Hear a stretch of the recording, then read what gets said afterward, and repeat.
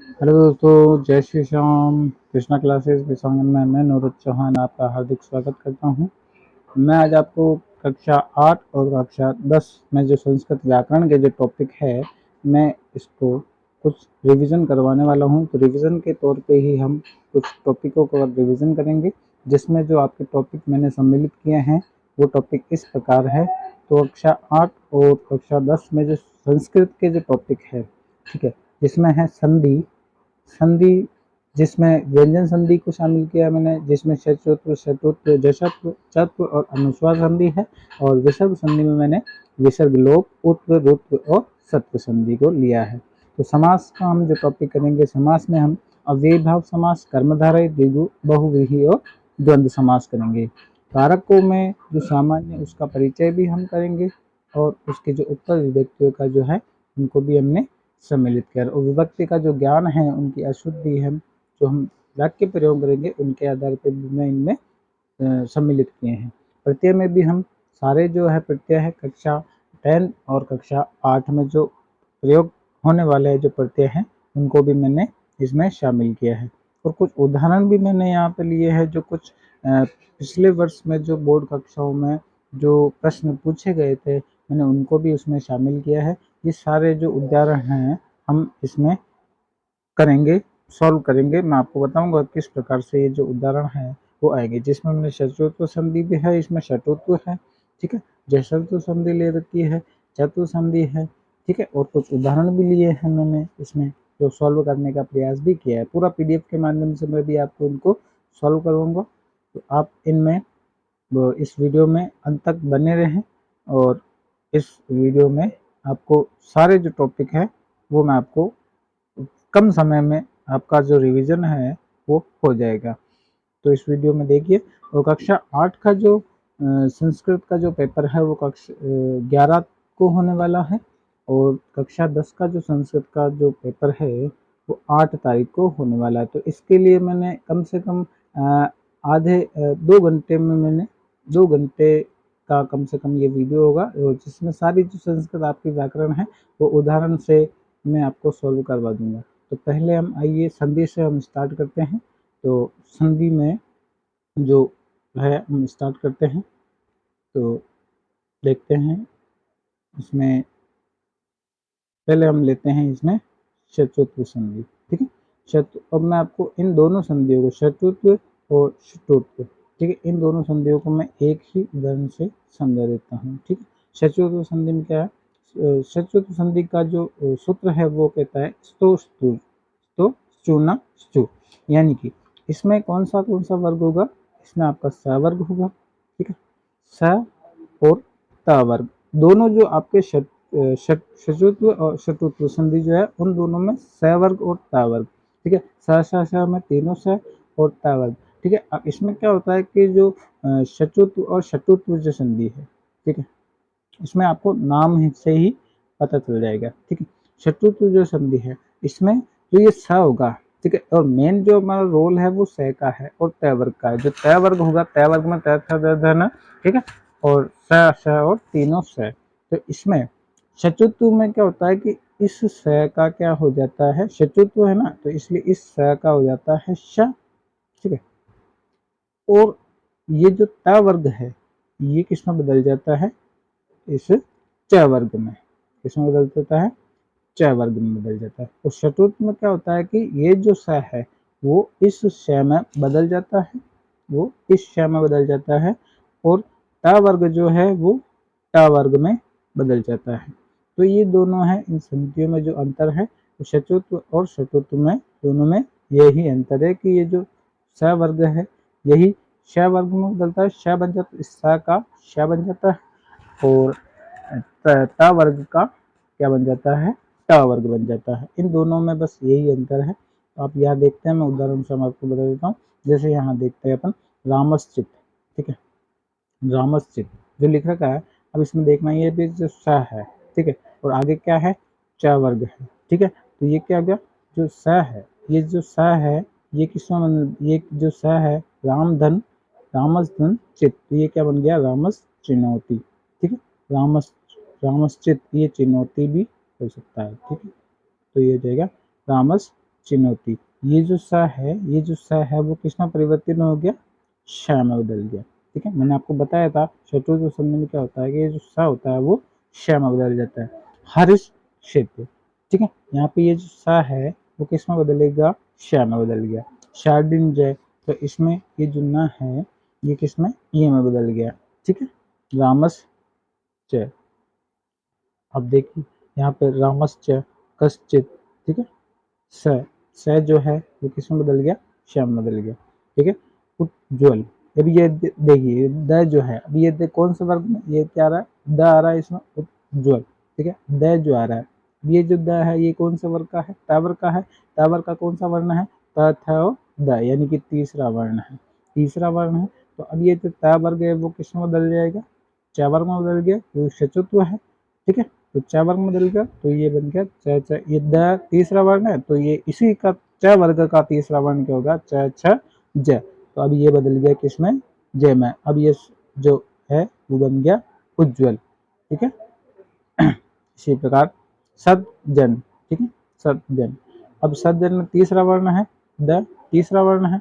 अब ये इसका तीसरा वर्ण बन जाएगा सज्जन। सच्चरित्र, तो ये बन गया सच्चरित्र। तो ये इसी का कौन सा वर्ण बदलेगा, च वर्ग का, तो ये प्रथम वर्ण, तो यही इसका प्रथम वर्ण बदल गया सच्चरित्र। ठीक है, पश्चात, ठीक है, त वर्ग का क्या बन गया, कौन सा वर्ग बन गया यहाँ पे, श बन गया। ठीक है, अब यहाँ पे देखिए तच्च, ठीक है, शत्रुंजयति, तो ये इसका न्याय का त थ द ध न पंचम वर्ण है, तो ये इस च वर्ग का पंचम वर्ण, च छ ज ज और ई है, ये इसका पंचम वर्ण बन गया सचित। ठीक है, तो त है, त वर्ग, तो त वर्ग है तो च वर्ग का ये प्रथम वर्ण बन गया सचित। ठीक है दोस्तों, आगे देखते हैं अपन। मैंने बता ही दिया आपको चतुर्थ संधि में क्या होता है। चतुर्थ संधि में अब ये देखते हैं अपन, चतुर्थ संधि में क्या होगा, स्तो स्तो न स्टू, यानी कि स्तो का मतलब क्या होता है कि स और त, स का क्या हो जाएगा, श हो जाएगा, और ट वर्ग का क्या हो जाएगा, ट वर्ग हो जाएगा। ये आपको ध्यान रखना है। तो यहाँ पे देखते हैं कि तत् धन टीका। अब यहाँ पे ता वर्ग है, ट का क्या हो जाएगा, ट है, ट वर्ग है, तो ट का क्या हो जाएगा, ट हो जाएगा। तो यहाँ पे ये शब्द क्या बन गया, तत्टिका। रामस षष्ठ, ठीक है, अब ये जो स है मैंने क्या बताया था, स का क्या हो जाता है, श हो जाता है, तो ये हो जाएगा राम षष्ठ। रामस टीकते, तो स का क्या हो जाएगा, श हो जाएगा। चक्रिन दोख से, ठीक है, अब ये जो न है कि कौन सा वर्ण है, त थ द ध न पंचम वर्ण है, तो ये ट वर्ग का पंचम वर्ण क्या बन जाएगा, ट ठ ड ढ न, तो ये चक्रिन दोख से। ठीक है, पेश ता, ठीक है, अब ये श है, अब पहले ही इसमें श है, तो अब इसमें आपको क्या करना है कि ये जो श है वो बदलेगा नहीं। अब इसका जो ये त वर्ग है, ठीक है, ये बदल जाएगा ट वर्ग में, तो अब ये शब्द बन गया श्रेष्ठा। राष्ट्रम, ठीक है, अब यहाँ पे देखना ये राष्ट्र श का सही रहेगा। अब इसके बाद ये त्र है, अब त्र में आपको पता है कि त और र मिलता है, ठीक, तो इसमें ये जो त का क्या हो जाएगा, ट हो जाएगा, और ये जो र इसके नीचे लग जाएगा, तो ये हो जाएगा राष्ट्रम। ठीक है, उड्डयनम, तो ये बन गया उड्डयनम। ईश त, ठीक है, श है तो त का क्या बन जाएगा, ट बन जाएगा, तो ये बन गया ईष्ट। ठीक है, तो यहाँ पे ये आपको हो गई चतुर्थ संधि। तो यहाँ अब देखते हैं, अपन पढ़ते हैं जशतु संधि।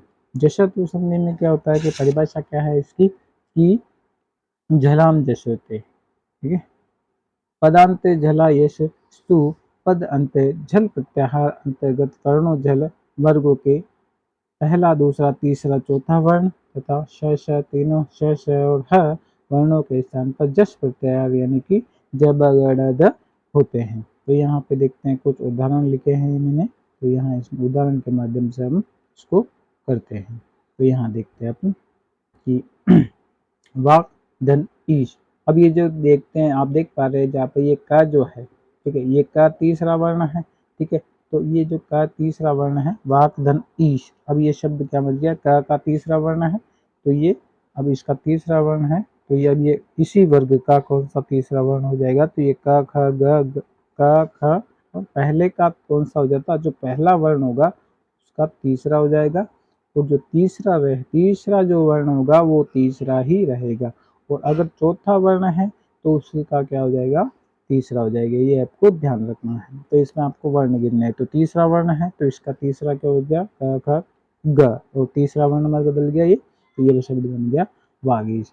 जगत धन ईश, तो त का जो क्या वर्ण था, थ द, तीसरा वर्ण हो गया जगदीश। षट धन आनंद, तो ट है और आनंद, ठीक है, ट का क्या हो गया, ड हो गया, ठीक है, ट ठ ड, तीसरा वर्ण हो गया, ठीक है, षडानंद। दिक धन अंबर, तो क का क्या हो गया, ठीक है, ये ग हो गया, तो ये हो गया दिगंबर। अच धन अंत, तो च का क्या हो गया, ज हो गया, यह शब्द बन गया अजब। सुप धन अंत, तो पा वर्ग है तो पा का प फ ब, यानी तीसरा वर्ण, तो ये शब्द बन गया सुबह। षड दर्शनम, तो ये क्या, ट वर्ग है तो ट वर्ग का ट ठ ड, तो ड बन गया ये षड दर्शनम। दिक धन गज, तो ये क वर्ग का कौन सा वर्ण, तीसरा वर्ण हो गया, तो ये बन गया दिग्गज, ठीक है, क्योंकि यहाँ पे आगे ग पहले ही तीसरा वर्ण है, तो ये जो का आधा है तो इसके आगे अगर मान ले अगर स्वर है ना, तो वो उसमें वर्ण में स्वर इस अपने और खींच लेता है और ये उसमें शामिल हो जाता है। और अगर आगे स्वर नहीं है, व्यंजन है, तो वो जो शब्द जो है वर्ण जो आधा परिवर्तन है वो आधा ही रहेगा। ये आपको ध्यान रखना है, ठीक है। चतुर संधि में क्या होता है, खरीच है, ठीक है। अब सत्कार, अब यहाँ पे चतुर संधि में आपको क्या करना है कि आपको कौन सा वर्ण दिखेगा, हमेशा आधा वर्ण दिखेगा, आधा ट दिखेगा, तो इसमें चतुर संधि दिया, ठीक है। सत्कार, तो त द है तो द का क्या हो गया, त हो गया, यानी तीसरा वर्ण है तो इसका क्या हो गया, त वर्ग में बदलना है इसमें। चतुर संधि भी यानी कि च वर्ग हो जाओ, तो च वर्ग का आपको किस में बदलना है, त वर्ग में बदलना है, ठीक है। तो इसका द का क्या हो गया, तीसरा वर्ण है तो पहले वर्ण में बदल गया, तो द, तो ये हो गया त हो गया, तो ये हो गया सत्कार। विपत काल, तो द का क्या हो गया, ट वर्ग हो गया, विपत काल हो गया। संपद समय, तो द का क्या हो गया है, ये त हो जाएगा, ठीक है। कुब प्रांत भू और प्रा, ठीक है। अब इसमें यह देखते हैं, प्रा में हो गया तो ये गया कुब प्रांत। उत्पन्न, तो ये हो गया त धन प, ये हो गया उत्पन्न, ठीक है। अब यहाँ कुछ उदाहरण देखते हैं अपन। महानगर मध्ये चलदनीशम कालाय चक्रम, ठीक है, तो चलदनीशम, अब इसमें से देखना है कि आपको इसमें कौन सा उत्तर सही होगा। तो यहाँ पे देख आपको यहाँ पकड़ना है कि ये जो द है, ठीक है, ये कौन सा वर्ण है, तीसरा वर्ण है, तो आपको क्या करना है, ये इसका ट वर्ग जो है वो तीसरे बदल में बदल गया, तो ये इसका जो ऑप्शन सही हो गया तलत धन अनीशम, ठीक है। इदम दुष्कर्म कुर्यादिदानीम, अब यहाँ पे तो कुर्यादिदानीम, ठीक है, तो यहाँ पे द वर्ग तीसरा वर्ण है, तो यहाँ पे ये कुर्यात धन इदानीम, ये जो ता है वो द में तब्दील होगा, और ये इदानीम जो है वो स्वर है, तो ये इसमें शामिल हो जाएगा, तो ये हो जाएगा दीदानीम, ये छोटी ई, सॉरी ये छोटी ई, तो ये हो जाएगा दीदानीम, ठीक है, स्वर इसमें शामिल हो जाएगा। समरूप शरीर सन्निवेश, ठीक है। अब इसमें ये देखो सन्निवेश में कौन सी संधि है, ठीक है। सन्निवेश में क्या होगा कि ये जो ता है, ठीक है, सत धन निवेश होगा, तो इसमें जो ता है वो ना में बदल जाएगा, तो ये बन जाएगा सन्निवेश। एतस्मै तु कथयामि यद्मेव योग, ठीक है, एतस्मात् देव, ठीक है, तो एतस्मात् धन एव, ये केवल वर्ण संयोग है, इसमें कोई संधि नहीं है, केवल वर्णों का संयोग हुआ है, ठीक है। हम केवल क्या कर रहे हैं, रिवीजन मात्र के लिए पढ़ रहे हैं, सारा जो आपने क्लास में पढ़ रखा है हम केवल उदाहरण के माध्यम से आपको केवल क्या कर रहे हैं, रिवीजन की दृष्टि से फटाफट से हम इनको खत्म कर रहे हैं, ताकि आपका रिवीजन जो है वो एक बार वापस से हो जाए, ठीक है दोस्तों। अब इसमें अपन हम कुछ उदाहरण भी यहाँ पे लिए थे, उनको भी हम सॉल्व करने की कोशिश करते हैं, ठीक है। चलो इन उदाहरण को हम बाद में करेंगे, पहले अपन देख लेते हैं समास। समास क्या कहते हैं, समास देखते हैं। अव्ययी भाव समास क्या होगा, अव्ययी भाव समास। अब समास में क्या होता है कि अब देखते हैं समास जो होते हैं, पहला है अव्ययी भाव समास, तत्पुरुष समास, द्विगु समास, कर्मधारय समास, द्वंद्व समास और बहुव्रीहि समास। अव्ययी भाव समास में क्या होता है कि पूर्व पद प्रधान होता है, और इसमें जो अव्यय होता है, अव्यय जो शब्द है वो आपको दिखाई देंगे, जैसे प्रतिदिन, ठीक है। तत्पुरुष समास में क्या, यह होता है कि उत्तर पद आपका प्रधान होता है और विभक्ति लोप दिखाई देता है, राजपुत्र यानी कि राजा का पुत्र। ठीक है। द्विगु समास में क्या होता है कि पूर्व पद जो होगा वह आपका संख्यावाची होगा और ये समूह का बोध कराता है, ये समाहार यानी कि समूह का बोध कराएगा। कर्मधारय समास में क्या होता है, कर्मधारय समास में इसमें विशेषण और विशेष यानी कि इसमें पहला पद जो है वो उसकी विशेषता बदलता है। जैसे नील कमल यानी नीला है जो कमल। द्वंद्व समास में क्या होता है कि इसका उभय पद प्रधान होता है और चय का लोप हो जाता है। जैसे माता और पिता और माता पितरों यानी कि माता और पिता, चय का लोप हो जाता है। बहुव्रीहि समास में क्या होता है कि बहुव्रीहि में जो हमेशा तीसरा पद ही प्रधान होता है। तो यहाँ देखते हैं अपन उदाहरण से कि यथाशक्ति। ठीक है।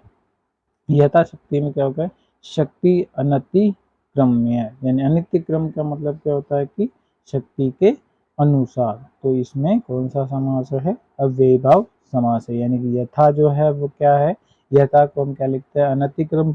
तो ये कौन सा अव्ययीभाव समास हो गया।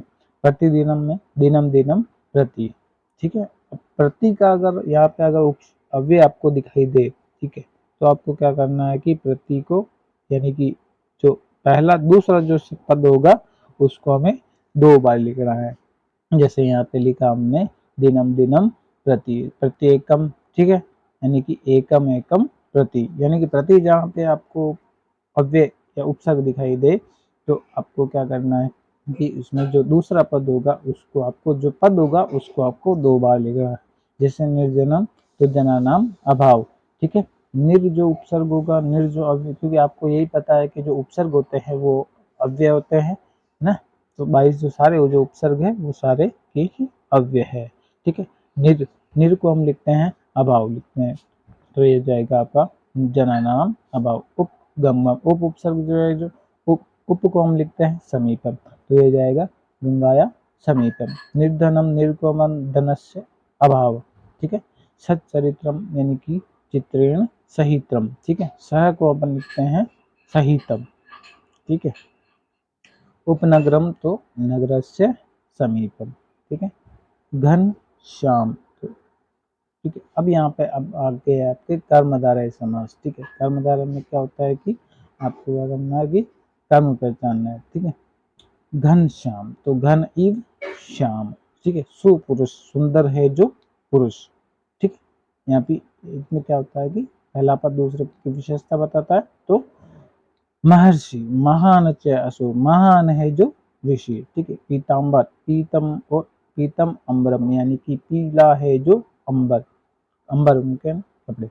मुख कमलम। ठीक है। मुख कमल, मुखम कमलव इव। ठीक है।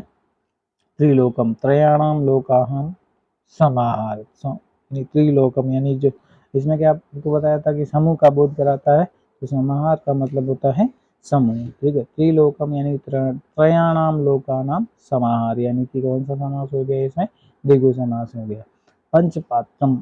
ठीक है। पंचपात्रम यानी पंचानाम पत्राणाम समाहार, यानी कि 5 पत्रों का समूह। त्रिभुवनम यानी कि त्रयाणाम भुवनानाम समाहार, यानी कि 3 भवनों का समूह। पंचवटी पंचानाम वटानाम समाहार, यानी कि 5 वटों का समूह। सप्तऋषि यानी सप्तानाम ऋषिनाम समाहार, यानी 7 ऋषियों का समूह।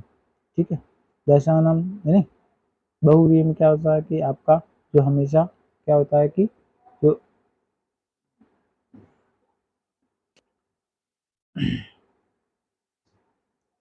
ये इसमें जो बहुव्रीहि समास में क्या होता है कि बहुव्रीहि समास में जो तीसरा पद प्रधान होता है, क्या होता है, दशानन, यानी कि 10 आननानि यस्य स, यानी कि 10 है जिसके सिर। पीताम्बर यानी कि पीत अम्बरम यस्य स, यानी कि पीला है जिसका अंबर। तो कौन हो गया, विष्णु भगवान। चक्रपाणी। ठीक है। चक्रपाणो यस्य स। ठीक है। चंद्रशेखर, चंद्र है शेखर यस्य स, चंद्र है शेखर जिसका। ठीक है। शूलपाणी, शूलपाणो यस्य स, यानी कि त्रिशूल है जिसके हाथ में। चंद्रमुखम जो चंद्र इव मुखम यस्य सा, यानी कि चंद्रमुखम यानी मुख है चंद्रमा के समान जिसका। ठीक है। ये तीसरा पद ही प्रधान हो गया। जैसे दशानन का मतलब क्या होता है कि 10 है, आनन, आनन का मतलब सर 10 है, जिसके सिर तो कौन हो गया, रावण हो गया। ठीक है, तो इसी प्रकार से बहुव्रीहि समास होता है। ठीक है, अब अपन पढ़ते हैं द्वंद्व समास। द्वंद्व समास में क्या होता है कि माता पितरों, माता च पिता च, यानी कि दो और का जो लोप हो जाता है। ठीक है, राम कृष्णो राम च कृष्ण च, पार्वती परमेश्वरो पार्वती च परमेश्वर च। ठीक है, पाणिपादम यानी पाणी च पादो च, सीता रामो सीता च राम च, धर्मार्थो धर्म च अर्थ च। ठीक है, इसी प्रकार से ये इसमें हो गया द्वंद्व समास। अब यहाँ पे तत्पुरुष देखते हैं कि तत्पुरुष समास में क्या होता है कि जो विभक्तियों का लोप हो जाता है इसमें, इससे द्वितीय से लेकर के सप्तमी तक इसमें तत्पुरुष समास होता है। प्रथमा में जो तत्पुरुष समास नहीं होता है। ठीक है, ग्रामगत, तो ग्रामम गत यानी कि गांव को गया। ठीक है, द्वितीय तत्पुरुष है। शरणागत, शरण आगत यानी कि तृतीय तत्पुरुष है। देशभक्त यानी देशस्य भक्त यानी देश का भक्त होता है। ठीक है, देश में भक्त नहीं हो सकता, देश को भक्त नहीं हो सकता है ना, तो देश का भक्त होता है। ठीक है, सिंहभीत यानी सिंहात से भीत, भीत यानी कि डर होता है, तो डर के योग में आपको पता है पंचमी व्यक्ति का प्रयोग होता है, तो सिंहात भीत है। ठीक है, भयापन्न, भयम आपन्न। ठीक है, द्वितीय है, भय को आपन्न। हरिद्रात, ठीक है, हरिणाम तात षष्ठी व्यक्ति। यहाँ पे देखते हैं कि कुछ प्रत्यय जो है वो उनका प्रयोग करते देखते, कुछ उदाहरण लिए मैंने प्रत्ययों के, वो आपको बता देते हैं एक बार। ठीक है, तनेत्र, तो इसमें कौन सा प्रत्यय, वस धातु में आपको कौन सा प्रत्यय लगाना है, इसमें क्षत्रिय प्रत्यय लगाना, और आपको पता है कि इसमें नशेष रहता है, तो क्या हो जाएगा, वसन हो जाएगा। बालक, शनै शनै पठन। ठीक है, बालक पुल्लिंग है तो इसमें क्षत्रिय प्रत्यय लगेगा, तो ये जाएगा पठन। ठीक है, ग्राम, ईश्वरम स्मृति, यानी कि इसमें ग्राम, ग्रम में क्या होता है, गम धातु में क्या करना आपको, क्षत्रिय प्रत्यय लगाना, तो ये शब्द बन जाएगा आपका गच्छन। ठीक है, धावक, वक्त मार्ग अपतत, यानी कि इसमें आपके धाव धातु में क्षत्रिय प्रत्यय लगाना, तो ये जाएगा धावन। सकार्य अपि पठति, ठीक है, क्रिय धातु में क्षत्रिय प्रत्यय लगाना, तो ये शब्द बन जाएगा कुर्वन। ठीक है, एव सह कृष्ण सर्व, चिंत धातु में क्षत्रिय प्रत्यय, तो ये हो जाएगा चिंतयन। ठीक है, गोपाल गच्छति। ठीक है,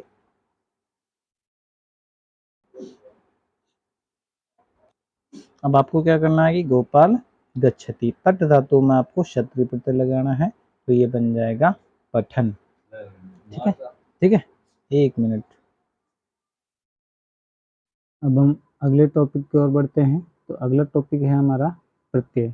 प्रत्यय में मैंने यहाँ से कुछ बोर्ड कक्षाओं से, मैंने पिछले वर्ष के जो प्रश्न आए थे उनमें से मैंने कुछ प्रश्न उठा करके यहाँ से प्रत्यय के प्रश्न यहाँ से मैं आपको सॉल्व कराने की कोशिश करूँगा। तो यहाँ से अपन देखते हैं कि ये देखते हैं कि यहाँ पे ये देखो क्षत्रिय प्रत्यय का प्रयोग हुआ है। देखिए यहाँ पे क्षत्रिय प्रत्यय का प्रयोग हुआ है और उसमें धातु है वस।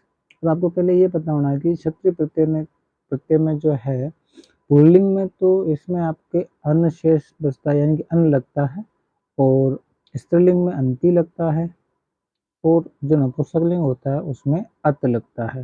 ठीक है, तो यहाँ आपको देखना है कि पुल्लिंग है, स्त्रीलिंग है या नपुंसकलिंग है। तो उसमें आपको क्या करना है, यहाँ देखिए तनय तत्र अध्ययन संलग्न समभूत, यानी कि तनय जो है यहाँ पे पुल्लिंग है, तो इसी प्रकार हमें वस धातु में पुल्लिंग लगाना है। तो पुल्लिंग में आपको पता होना चाहिए क्या लगता है, अन्न लगता है। तो यहाँ पे देखिए जो स है, ठीक है, ये स जो है वो आधा है। ठीक है, तो ये जो आ होगा वो स में शामिल हो जाएगा, तो ये स पूरा बन जाएगा, और ये जो अन्न है वो इसमें लग जाएगा। तो अभी इस प्रकार से ये शब्द क्या बन गया कि वसन, क्या बन गया, वसन बन गया। ठीक है, तो यहाँ से इसी प्रकार आप प्रत्यय को करेंगे, तो यहाँ पे आ जाएगा वसन। बालक शनै शनै पठन। ठीक है, पठन अना है। ठीक है, यहाँ पे पुल्लिंग और कौन सा है, बालक, यानी कि क्या है, पुल्लिंग है, तो पठ धातु में क्षत्रिय प्रत्यय लगाएंगे तो क्या लगेगा, अन्न लगेगा, तो ये बन जाएगा पठन। ठीक है, तो इसी प्रकार अपन अब यहाँ पे देखिए इसमें भी क्षत्रिय प्रत्यय, ग्रामम ईश्वरम स्मृति, तो इसमें ग्रामम में आपको ग्रम धातु में ग्रम में आपको क्षत्र प्रत्यय लगाना तो ग्रामम, ठीक है। तो इसमें गम धातु है, तो गम धातु में आपको क्षत्र प्रत्यय लगाना है, तो यहाँ पे ये आपकी गम धातु है, ठीक है। ग्रम नहीं है, गम धातु है, तो गम धातु में आपको क्षत्र प्रत्यय लगाना है। तो यहाँ पे देखना ये क्या है, गच्छन, ठीक है। यानी कि इसमें गम धातु में हमने प्रत्यय लगा दिया, ये शब्द बन गया गच्छन, क्योंकि पुल्लिंग है तो आपको अन लग जाएगा, ठीक है। उसके बाद धावन, धावक, वक, मार्गे, अपतत, ठीक है। धाव धातु है तो धावन में, धावक है पुल्लिंग है तो इसमें क्या बन जाएगा, धावन बन जाएगा।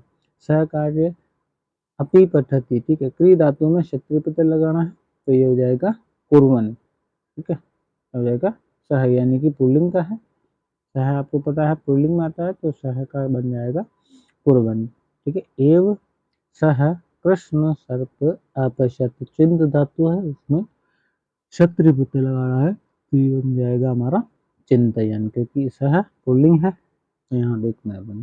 गोपाल गच्छति, ठीक है। पट धातु में आपको क्षत्रिय प्रत्यय लगाना है तो ये बन जाएगा गोपाल, क्या है पुल्लिंग है तो क्या बनेगा, पठन बनेगा। तो इसी प्रकार से ये कुछ उदाहरण और हैं तो अपन देखते हैं। अब यहाँ देखते हैं अपन कि ये, अब इसमें क्या करना है आपको, क्री धातु में शानच प्रत्यय लगाना है। शानच प्रत्यय में आपको पता होना चाहिए कि शानच प्रत्यय में क्या लगता है, या तो लगता है मान या लगता है मान, लगता है मान, मान लगेगा या फिर मान लगेगा। लेकिन आपको ये भी ध्यान रखना है कि पुल्लिंग, स्त्रीलिंग और नपुंसकलिंग में, पुल्लिंग में आपको मान में विसर्ग लगाना है, पुल्लिंग में क्या लगाना, आपको विसर्ग लगाना है।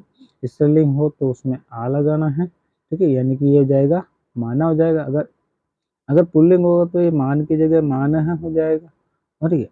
और अगर स्त्रीलिंग होगा तो इसमें ये माना हो जाएगा, ठीक है। और अगर नपुंसकलिंग होगा तो ये हो जाएगा मानम, क्या हो जाएगा, मानम। तो ये आपको ध्यान रखना है, ठीक है।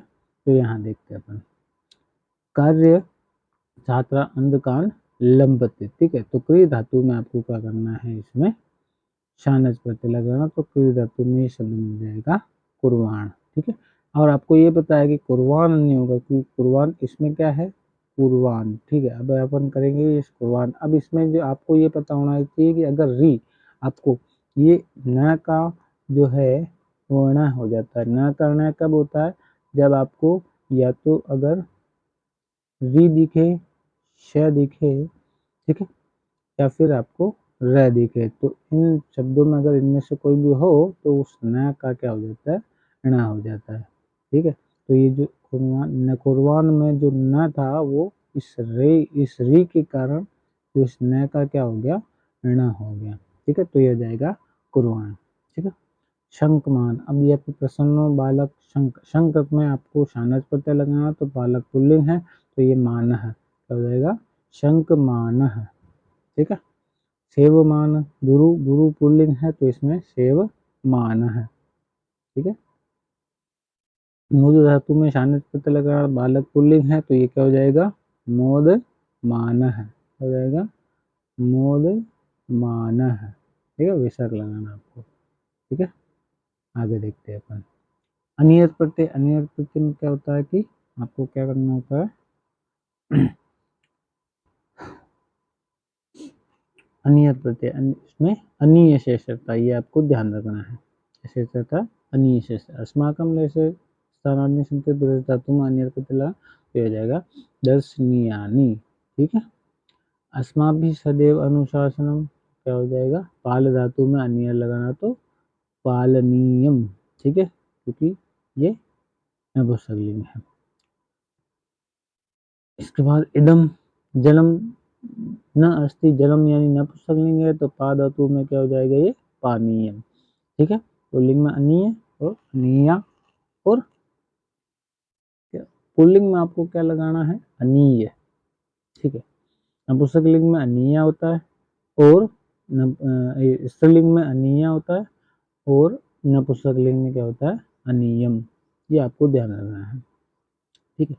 पा धातु, क्री धातु में आपको अनियर प्रत्यय लगाना है, ठीक है। तो लोक हित मम करणीयम, ठीक है। प्रजा नृपेण प्रजा पाल धन अनीय। तो आपको पता है कि प्रजा जो है क्या है, वो स्त्रीलिंग है। ठीक है, तो आपको ये जो पाल धातु में अनीय लगाए तो ये हो जाएगा पालनीया। ठीक है, ये मैंने आपको बताया भी था कि स्त्रीलिंग में पालनीया आपको नीया लगाना है। ठीक है, अब मतु प्रत्यय में क्या होता है? मतु प्रत्यय में आपको क्या करना है, उसमें भी आपको जो निशानत जो प्रत्यय है वो उसी प्रकार का होता है, लेकिन इसमें क्या करना है आपको, वान या फिर मान लगाना है। ठीक है, ये आपको ध्यान रखना है। मतु प्रत्यय में या तो क्या लगता है, वान लगता है, ठीक है, वती लगता है और लगेगा वत। ठीक है, तो वान लगेगा पुल्लिंग में, वती लगेगा स्त्रीलिंग में और वत लगेगा नपुंसकलिंग में। ठीक है, इसमें आपको ये भी ध्यान रखना है कि इसमें मान भी लगता है, तो ये भी ध्यान रखना, वान और मान भी लगता है, तो मान और हो जाएगा मती हो जाएगा और मत हो जाएगा। ठीक है, कुछ धातु होती है जिसमें इसमें मान भी लगाना पड़ता है, वान लगता है या फिर मान लगता है।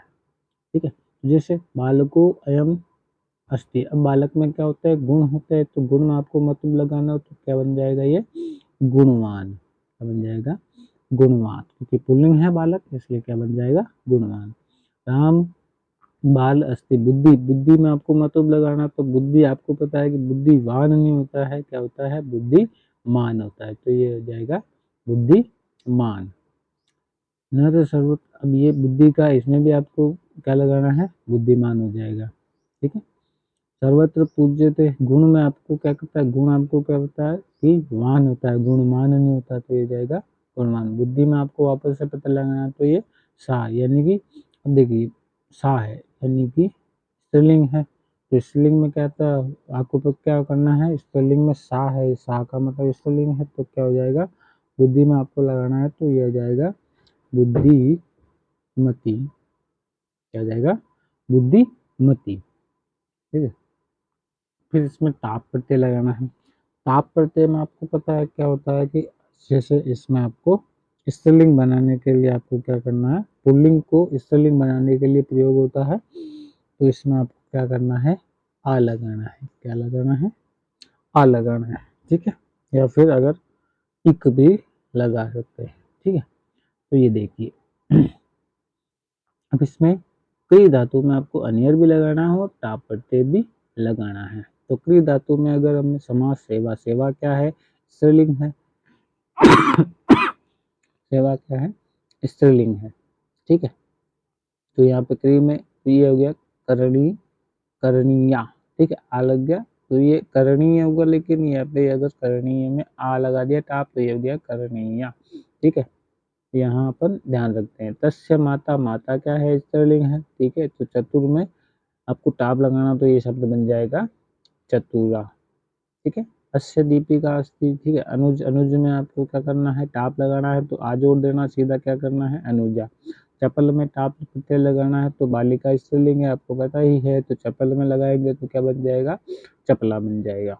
ठीक है, स बालक पश्यसी। अब इन ये तो क्या है कि कुछ वाक्यों को शुद्ध करने का है। ठीक है, तो जैसे यहाँ पे ये उदाहरण देता है कि सह बालक पश्यसी, तो इसको शुद्ध करके लिखा है कि सह बालकम पश्यति होता है, क्योंकि आपको पता है सह प्रथम पुरुष का एक वचन है। ठीक है, तो यहाँ पर ये जो है मध्यम पुरुष का एक दे रखा है, तो सह यानी कि प्रथम पुरुष का एक वचन है, आपको क्रिया भी जो है वो प्रथम पुरुष के एक वचन की होगी। उसी प्रकार यहाँ दे रखा है कि अहम गच्छति। ठीक है, अहम, अहम यहाँ पे क्या है कि उत्तम पुरुष का एक वचन, लेकिन यहाँ पर प्रथम पुरुष का एक वचन कर रहा है, तो क्रिया भी आपको उत्तम पुरुष की एक वचन की होगी, तो ये हो जाएगा अहम गच्छामि। सह मम भ्राता असी। ठीक है, सह मम भ्राता असी, तो इसमें आपको पता है कि सह जो है वह प्रथम पुरुष का एक वचन है, यहाँ पे असी जो है मध्यम पुरुष का एक वचन है, तो यहाँ आपको क्या करना है, सह मम भ्राता अस्ति, यानी कि सह यानी प्रथम पुरुष का एक वचन है, तो क्रिया भी प्रथम पुरुष के एक वचन की होगी। तो मह्यम दुग्धम न रोचे, तो यहाँ पे रोचे नहीं होगा, क्या होगा, रोचते मह्यम। भवान भोजनम खाद, तो प्रथम पुरुष का एक वचन है, तो यहाँ पर हो जाएगा भवान भोजनम खादतु। ठीक है, युष्माभि किम पठति। ठीक है, तो पठन्ति जो है ये इसमें प्रथम पुरुष का एक वचन में, तो ये हो जाएगा सह तत्व। तो ये आपको वाक्य शुद्ध करने हैं। ठीक है, ये प्रत्यय जो है वो कुछ 2011 से 19 तक, ठीक है, ये राजस्थान बोर्ड 2011 से 19 तक के पेपर में जो प्रत्यय आए थे वो मैंने यहाँ पर कुछ उदाहरण लिए हैं। बोर्ड कक्षाओं के जो उदाहरण है पिछले वर्ष के वो मैंने यहाँ पर लिए हैं। तो धाव धातु और क्षत्रिय प्रत्यय का प्रयोग करना है इसमें। ठीक है, और आपको धावक, धावक आपको पता है पुल्लिंग है तो क्या हो जाएगा धावन। सह, तो इसमें आपको पता है पुल्लिंग है तो हस धातु में आपको क्या करना है, तो इसमें आपको क्षत्रिय प्रत्यय जोड़ेंगे तो ये बन जाएगा हर्षण। इयम नर्तक है और ई प्रत्यय लगाना है। तो ई प्रत्यय में क्या होता है कि आपको इसमें ई लगाना होता है। क्या लगाना होता है, बड़ी ई की मात्रा लगानी पड़ती है। इसमें क्या करना है आपको, ई प्रत्यय में ई की मात्रा लगानी होती है, ई की मात्रा लगानी होती है। ठीक है, तो नर्तक धन दीप, तो इसमें आपको क्या करना है, कुछ नहीं करना है, केवल बड़ी ई की मात्रा लगानी होती है, ये हो जाएगा नर्तकी। ठीक है, प्रसन्नो बालक पुल्लिंग है तो इसमें क्या करना है, आपको मान जोड़ना है सेव धातु में, ये हो जाएगा सेवमान। नर्त धन क्षत्रिय प्रत्यय लगाना है तो आपको तो क्या होगा, नर्तकी, यहाँ पर क्या है ये स्त्रीलिंग है तो इसमें क्या लगता है, स्त्रीलिंग में अंति लगता है तो आपको क्या करना है, नृत्यंती, नृत्य धातु में। ठीक है, यहाँ पे आगे देखते हैं अपन कि ये श्रीधर आसित। ठीक है, धन धातु में ई नहीं लगाना है। ठीक है, तो इने में क्या होगा आपके ई धनी, इसमें आपको ई शेष रहता है, आपको पता है बड़ी ई की मात्रा, तो आपको धनी लग देना है। बाला पाठ पाठयति, तो इसमें क्या प्रत्यय लगाना है, आपको आ लगाना है, कुछ नहीं करना है, स्त्रीलिंग बनाना है। तो ये जो शिक्षक, शिक्षक में अगर हमने पुल्लिंग शब्द है शिक्षक तो इसको स्त्रीलिंग बनाने के लिए बन जाएगा शिक्षिका बाला पाठयति। ठीक है, अगला टॉपिक में स्टार्ट करते हैं। अगला टॉपिक आपका है कि जो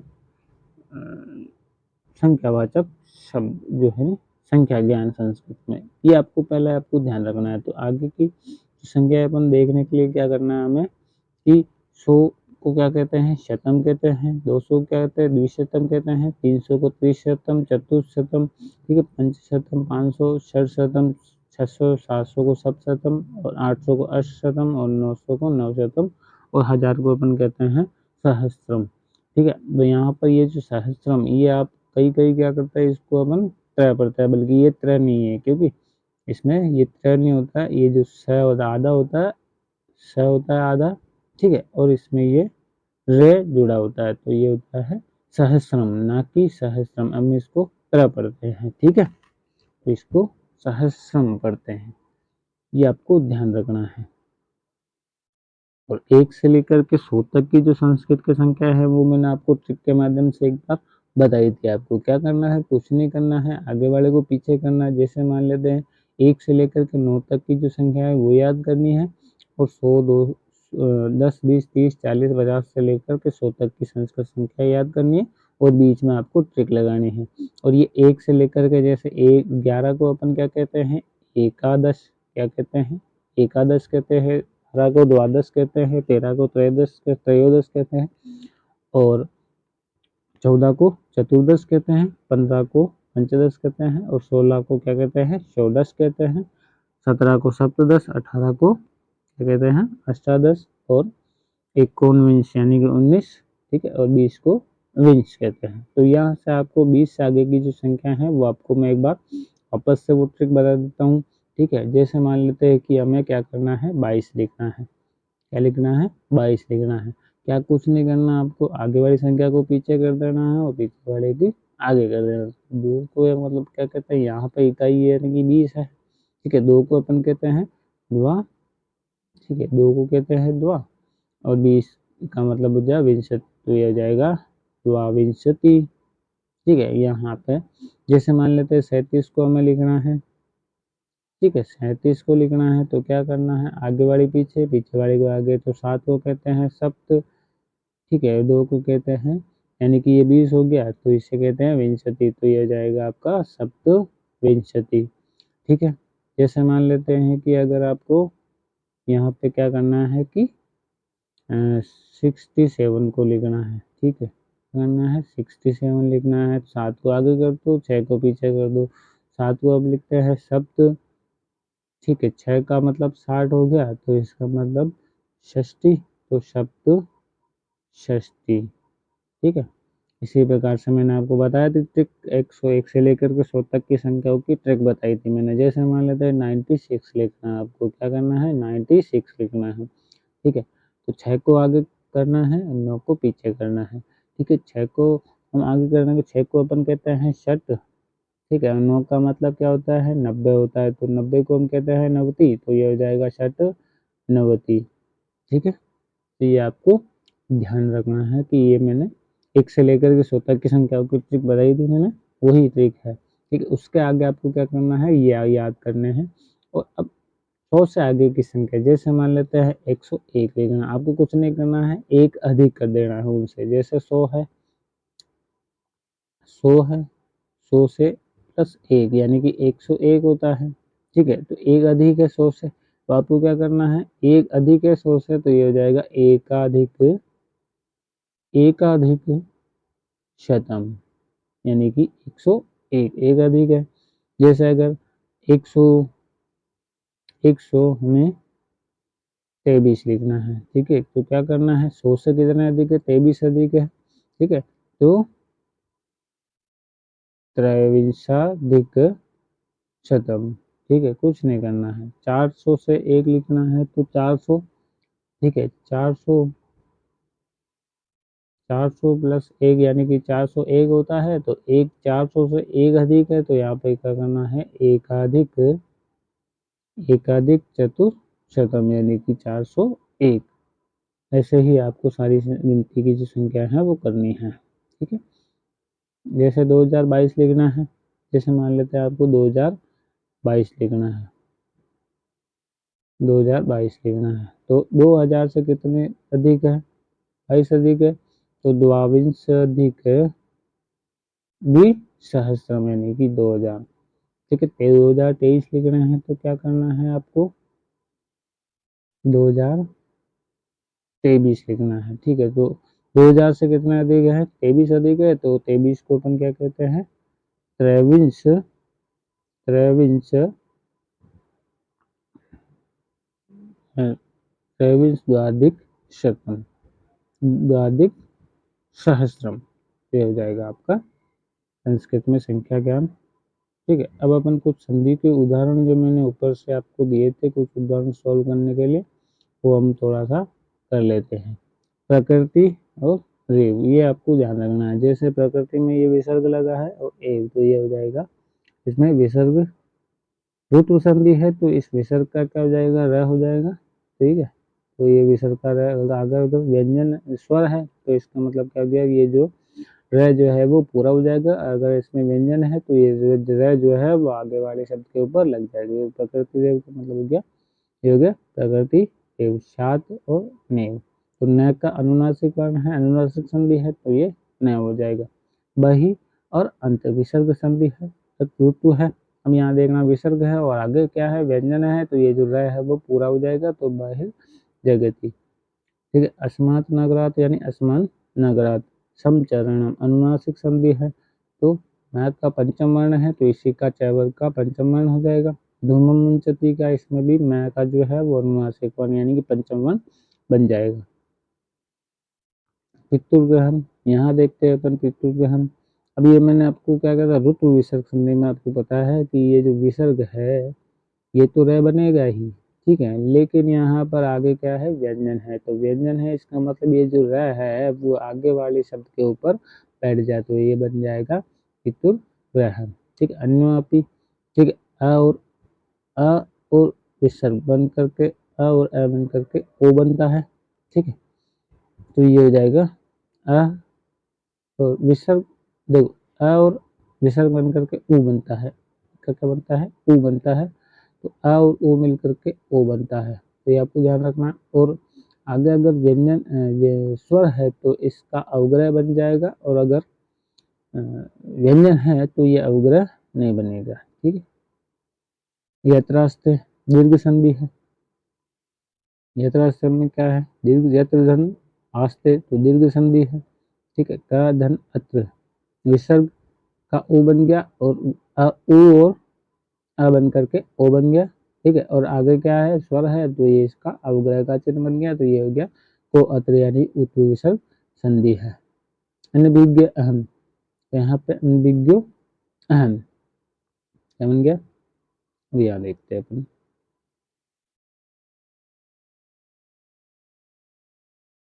कुछ ये संधियों के उदाहरण है, अहम एतयो, तो अहम धन अपि धन एतयो। ठीक है, वही अनुरात, तो वह धन अनुरात, ये विसर्ग संधि है। गावन च, ठीक है, विसर्ग का क्या बन जाएगा, श बन जाएगा, यानी कि ये इसमें सत्व विसर्ग संधि। सत्व विसर्ग संधि में क्या होता है कि सत्व में जो ये जो स है, इसी स का तो श बनता है, इसी स का श बनता है और इसी स का स बनता है। तो इसका स कब बनेगा, जब विसर्ग के बाद त होगा, त और ठ होगा, तो इसका स बनेगा। और विसर्ग का श कब बनेगा, जब इसमें ट और ठ होगा। ठीक है, त और ठ होगा, और इसमें श का च और छ जब होगा विसर्ग के बाद, तो इसमें क्या बन जाएगा, श बन जाएगा। ठीक है, ये आपको ध्यान रखना है। विसर्ग के बाद अगर च और छ है तो इसका श बनेगा, विसर्ग के बाद अगर त और थ है तो स बन जाएगा, विसर्ग के बाद अगर ट और ठ है तो उसका श बन जाता है। ये आपको ध्यान रखना है सत्व विसर्ग संधि में। ठीक है, गावश्च, तो इसमें विसर्ग के बाद क्या है, च है, तो च है तो इस विसर्ग का क्या बन जाएगा, श बन जाएगा। ठीक है, रक्त तन चर, ठीक है, विसर्ग के बाद क्या है, च है, तो इस विसर्ग का क्या बन जाएगा, श बन जाएगा। ठीक है, ये आपको ध्यान रखना। योजक है धन तत्र, ठीक है, विसर्ग के बाद क्या है, इसमें ता है, तो ता है तो इस विसर्ग का क्या बनेगा, क्या बनेगा, स बनेगा।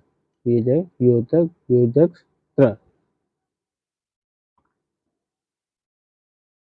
फिर आगे देखते हैं यहाँ पे संधि से परस्पर संधि के जो नियम के अनुसार क्या होता है, किंच, ठीक है, किम धन पांचवा अक्षर है। ठीक है, मैं तो इस पंचम वर्ण में ये जो है पंचम वर्ण जो है पंचम वर्ण में बदल जाएगा। नगरम, तो इसमें नगरम न का पंचम वर्ण बन जाएगा। ठीक है, विपंच।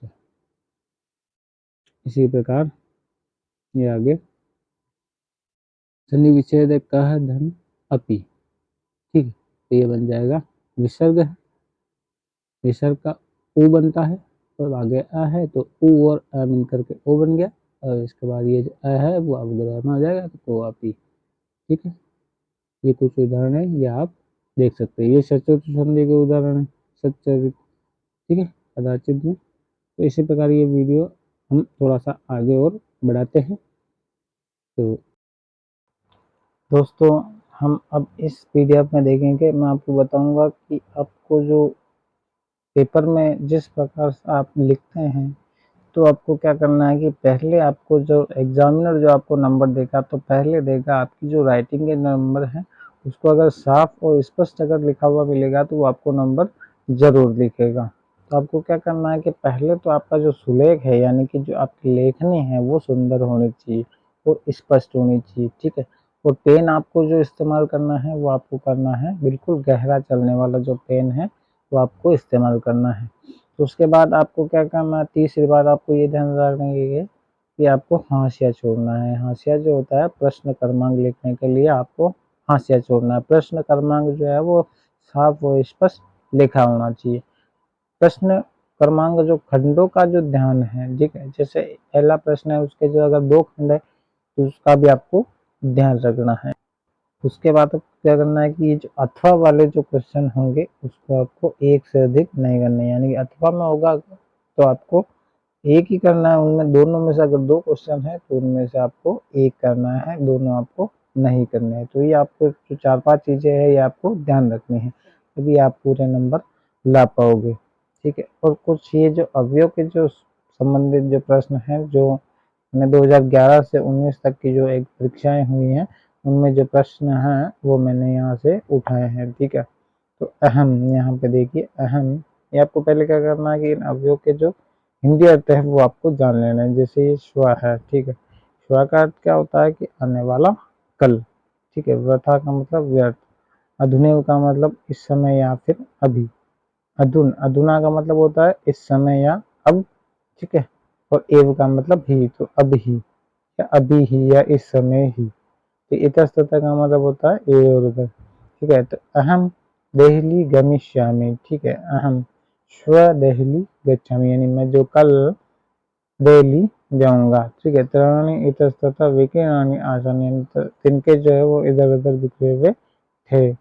वयम अधुनेव कार्य संपादयामि, यानी कि हम जो है वो इस समय ही कार्य को संपादित यानी कि पूर्ण कर लेंगे, ठीक है। तो आपको अव्यय का ध्यान रखना। अगला टॉपिक अपन पढ़ेंगे कारक, ठीक है।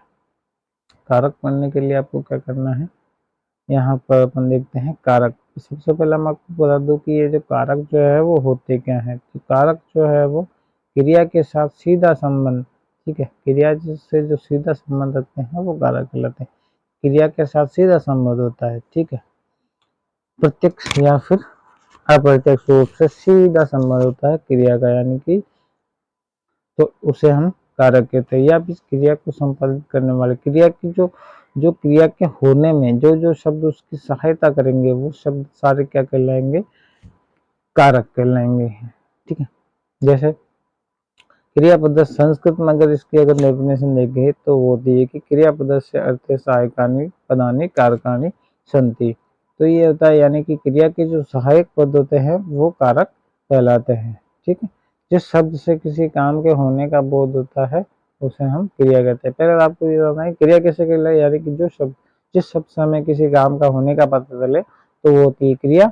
और इस क्रिया को जो भी करने वाला है या तो जो जो शब्द इस क्रिया की सहायता करेंगे वो सारे शब्द क्या कहलाएंगे, साथ देने वाले उसके कारक कहलाएंगे। तो यानी कि जो कारक होते हैं वो सारे जो सातों जो कारक होते हैं, पहले तो क्रिया को कौन कर रहा है, वो क्या काम कर रहा है, ठीक है, वो उस काम को किस साधन से कर रहा है, या वो क्रिया जो कर रहा है वो किसके लिए कर रहा है, ठीक है, या किससे अलग होकर के कर रहा है, या उस क्रिया का संबंध किससे है, तो ये आपको करना है। और वो जो क्रिया है वो किस स्थान पे हो रही है। तो ये जो क्रिया के जो 7 कारक है वो आपको ध्यान रखना है। और कारक की जो उपपद विभक्तियां हैं, उपपद विभक्तियों का मतलब होता है कि इसकी जो 7 विभक्ति, यानी ये जो उपपद विभक्ति होती है वो द्वितीय से सप्तमी तक होती है।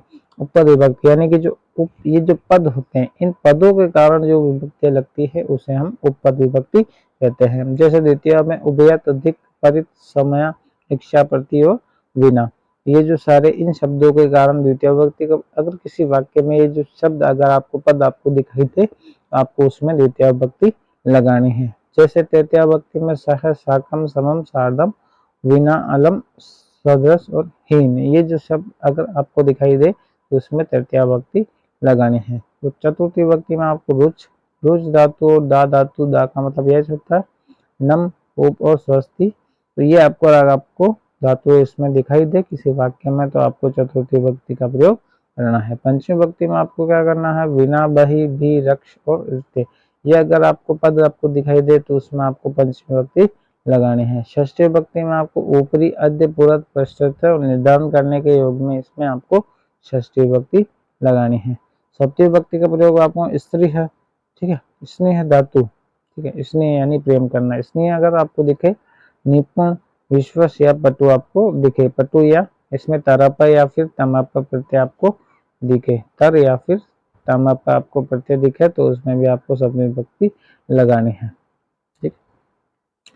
संस्कृत की जो विभक्तियां होती है वो होती है प्रथमा, द्वितीय, तृतीय, चतुर्थी, पंचमी और षष्ठी और सप्तमी, ठीक है। कारक जो होते हैं वो होता है कर्ता, कर्म, करण, संप्रदान, अपादान, संबंध और अधिकरण, ठीक है। अब इनके जो विभक्ति होती है वो होते हैं, इनके चिन्ह होते हैं, ठीक, ने, को, से, द्वारा, ठीक है, से के द्वारा, को या के लिए, ठीक है, से जुदाई यानी कि फिर अलग होना या अलगाव होना, का के की रारी या में या पर, ये उसके चिन्ह होते हैं। और ये की 7 विभक्तियां होती है, ठीक है। और ये 7 कारक होते हैं, इन कारकों की जो सहायता करेंगे वो सारे क्या कहलाएंगे, कारक कहलाएंगे, ठीक है। अब उससे पहले क्या करना है आपको कि अकारांत पुल्लिंग यानी कि पुल्लिंग शब्द आपको शब्द रूप बालक के या फिर राम के आप याद करना चाहो तो वो आपको याद करना है। ठीक है। प्रथम भक्ति में जैसे बालक है, बालको, बालका, यानी कि बालक एक वचन। प्रथम भक्ति में अगर एक बालक कर रहा है तो बालक है, दो बालक कर रहे हैं तो बालको, दो से अधिक बालक कर रहे हैं तो बालका, ठीक है। द्वितीय यानी बालकम, बालको, बालकाम, ठीक है। बालकेन, बालकाभ्याम, बालके, बालकाय, बालकाभ्याम, बालकेभ्य, बालकात, बालकाभ्याम, बालकेभ्य, बालकस्य, बालकयो, बालकानाम, बालके, बालकयो, बालकेषु, हे बालक, हे बालको, हे बालका। इसी प्रकार ये जो सारे जो शब्द है वो राम, मोहन, लक्ष्मण, सारे जो शब्द है ये सारे बालक के आधार पर चल रहे। ईश्वर, पुत्र, असुर है, अकारांत पुल्लिंग जितने भी है वो सारे इसी प्रकार के शब्द रूप चलेंगे। तो सबसे पहले अपन पढ़ते हैं कि कर्ता कारक, ठीक है। कर्ता कारक जो होता है वो इसमें क्या होता है, जैसे राम पुस्तक पढ़ता है, ठीक है। कर्ता कौन है इसमें, पुस्तक को पढ़ने वाला कौन है, राम है, तो इसका मतलब कर्ता कारक हो गया, ठीक है। क्या पढ़ रहा है वो, पुस्तक पढ़ रहा है, ठीक है। तो ये पुस्तक इसका कर्म हो गया। क्रिया क्या है इसमें, पढ़ना, कि वो पढ़ता है, ठीक है। तो इसमें अब पहले अपन पढ़ते हैं कि कर्ता कारक क्या है। क्रिया के संपादन में जो स्वतंत्र हो वो कर्ता कारक कहलाता है, यानी कि क्रिया को जो सबसे पहले करने वाला, क्रिया को जो करने वाला है वही कर्ता कारक होता है। जैसे क्रिया को करता है वही करता है, ठीक है। तो जैसे लड़का पुस्तक पढ़ता है, तो यहाँ पे देखते हैं लड़का पुस्तक पढ़ता है, तो लड़का क्या है इसमें करता है, पढ़ने वाला क्या पढ़ता है, पुस्तक पढ़ता है, और क्या कर रहा है वो पढ़ रहा है, ठीक है। तो इसमें आपको ये क्या हो गया, जो ये इसमें प्रथम विभक्ति लग जाएगी लड़का में, ठीक है। विभक्ति बालक, जैसे लड़का है तो प्रथम विभक्ति लग जाएगी। पहले आपको क्या करना है कि प्रथम पुरुष, मध्यम पुरुष, और इसमें आपको ध्यान रखना है कि प्रथम पुरुष में क्या होता है ये देखते हैं। प्रथम पुरुष, मध्यम पुरुष और उत्तम पुरुष में आपको ध्यान रखना है कि तो ये आपको याद करने होंगे। प्रथम पुरुष में जो होते हैं वो आपको याद रखना, जैसे स, सा और ते। सहतोते, सातेता। पुल्लिंग में क्या होता है, प्रथम पुरुष में सहतोते लगते हैं, और स्त्रीलिंग में सातेता, और नपुंसकलिंग में तत्ते तानी, ठीक है। मध्यम पुरुष में क्या होता है कि त्वम, युवाम और यूयम लगता है, ठीक है। और इसमें उत्तम पुरुष में अहम, आवाम और वयम लगता है। तो ये आपको ध्यान रखना है, पहले आपको ये चीजें आपको याद होनी चाहिए, उसके बाद ये आपको ये इनका ध्यान पड़ेगा। कर्म कारक में क्या होता है ये आपको ध्यान देख लेते हैं। कर्म कारक में आपको क्या करना है, पहले मैं आपको ये बता देता हूँ कि ये जो स है इनके अर्थ आपको मैं बता देता हूँ एक बार, ठीक है। स है, सह यानी कि वह होता है, ठीक है। इसका अर्थ जैसे राम, बालक लड़का है, तो का मतलब होता है वे दोनों, और ते का मतलब वे सब। सा का मतलब वह होता है, लेकिन ये स्त्रीलिंग के प्रयोग, लड़की के लिए प्रयोग होता है, बालिका के लिए, जैसे ते वे दोनों बालिकाएं, और ता यानी कि वे सब बालिकाएं, ठीक है। नपुंसकलिंग वह है, वे दोनों और वह सब, ये नपुंसकलिंग में तथ्य ताने का प्रयोग होता है। मध्यम पुरुष में त्वम, त्वम का मतलब तुम, तू या फिर तुमने, ठीक है। युवाम का मतलब तुम दोनों या फिर तुम दोनों ने, ठीक है। यूयम का मतलब तुम लोग या तुम सब ने। उत्तम पुरुष में आपको अहम का अर्थ होता है मैं या फिर मैंने, ठीक है। आवाम का मतलब हम दोनों या हम दोनों ने, और बहुवचन में वयम का प्रयोग होता है, हम लोग या हम सब ने, हम सब लोगों ने, आपको ध्यान रखना है, ठीक है।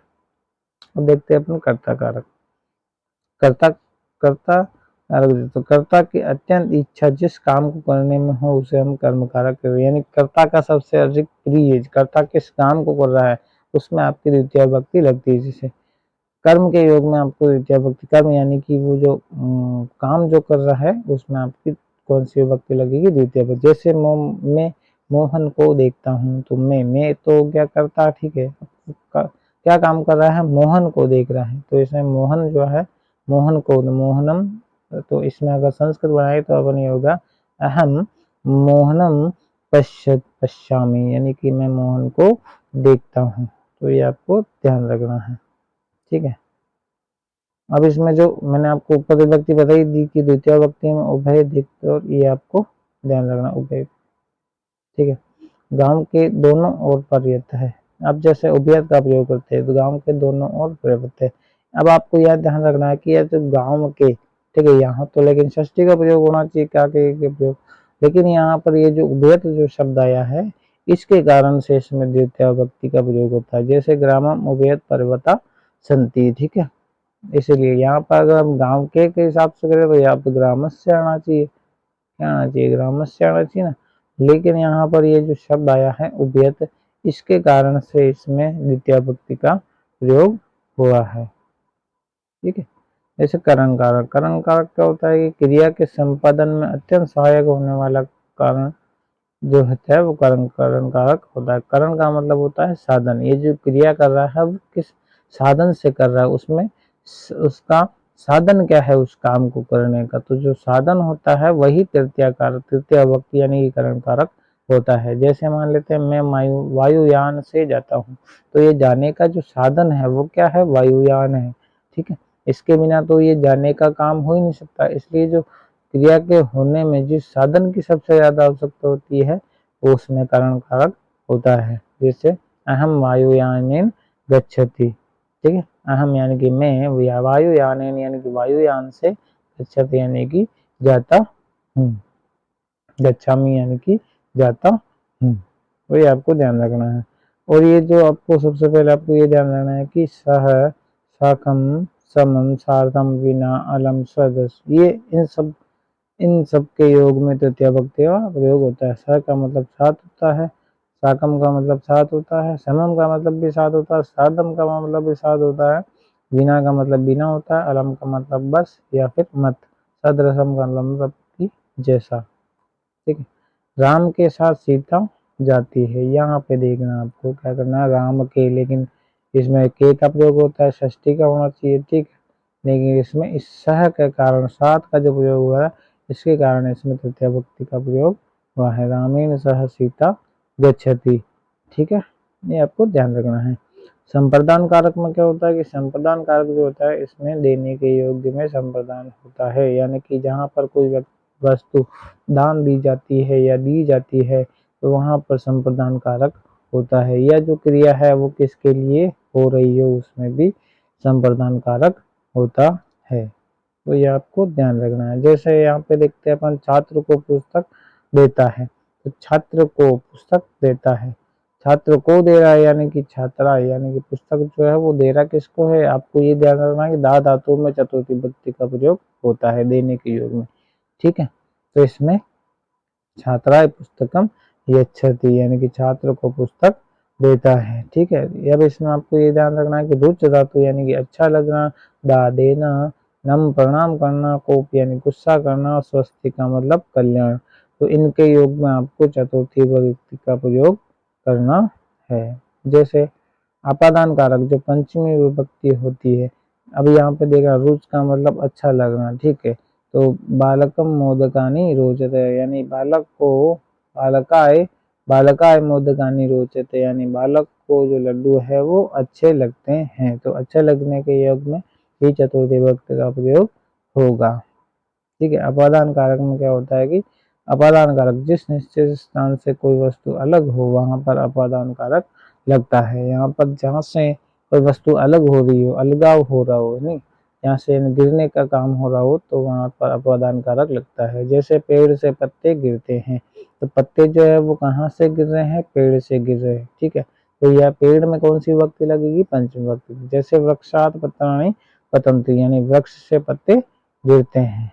ठीक है, और ये आपको ध्यान रखना है कि जो पंचमी विभक्ति है वो वीणा के योग में, बही यानी बाहर के योग में, भी का मतलब डरना होता है, रीत का मतलब वीणा होता है, तो आपको क्या करना है कि बही भी। ठीक है, वीणा, वीणा का जो प्रयोग होता है वो आपको क्या करना है, वीणा जो होता है वो, वीणा जो होता है वो द्वितीया में भी लगता है। ठीक है, तृतीया में भी इसका प्रयोग होता है और पंचमी में भी इसका प्रयोग होता है। तो ये आपको ध्यान रखना है कि अगर किसी वाक्य में अगर बिना है और उसमें अगर आपको ऑप्शन में द्वितीय विभक्ति अगर दे रखी है तो पहले आपको द्वितीय, फर्स्ट प्रायोरिटी आपको द्वितीय को देनी है, द्वितीय अगर ऑप्शन में ना हो तो तृतीय को देनी है, तृतीय भी अगर ऑप्शन में ना हो तो आपको पंचमी का प्रयोग करना है। विना जो है वो आपके द्वितीय, तृतीय और पंचमी तीनों में लगता है। अगला कारक है आपका संबंध कारक। संबंध कारक में क्या होता है कि इसमें आपको संबंध बताया जाता है, आपस में एक दूसरे से संबंध बताया जाता है। ठीक है, इसमें षष्ठी विभक्ति होती है, संबंध कारक में षष्ठी विभक्ति का प्रयोग होता है। इससे राम का पुत्र जाता है, जो पुत्र जो है वो किसका है, राम का है, तो राम का और पुत्र में आपस में संबंध है, कि वो उसका पुत्र है, तो जानेगा। तो रामस्य पुत्र गच्छति, यानी राम का पुत्र जाता है।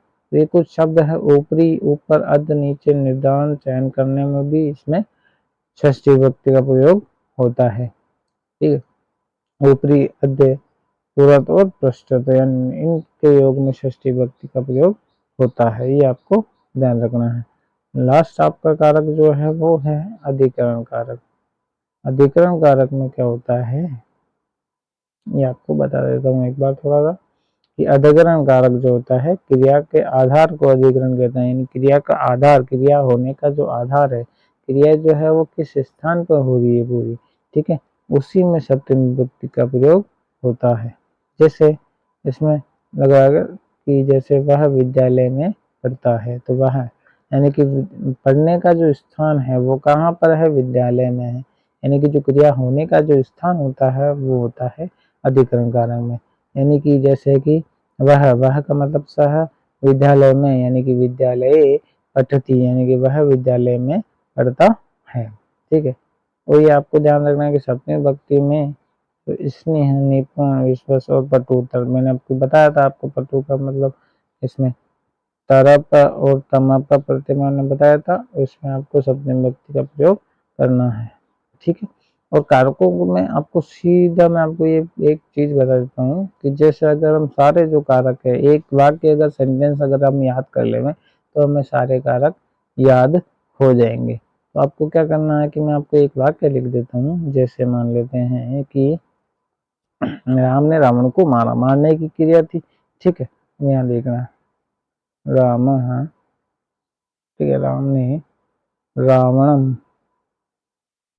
रावणम बाणेन बाणेन सीतये सीतये वनात्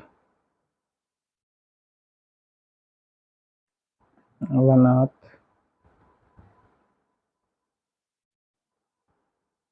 गत्वा, वन से जाकर, रावणस्य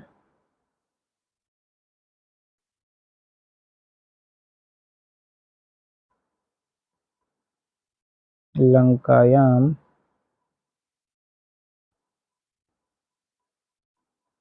मारयति।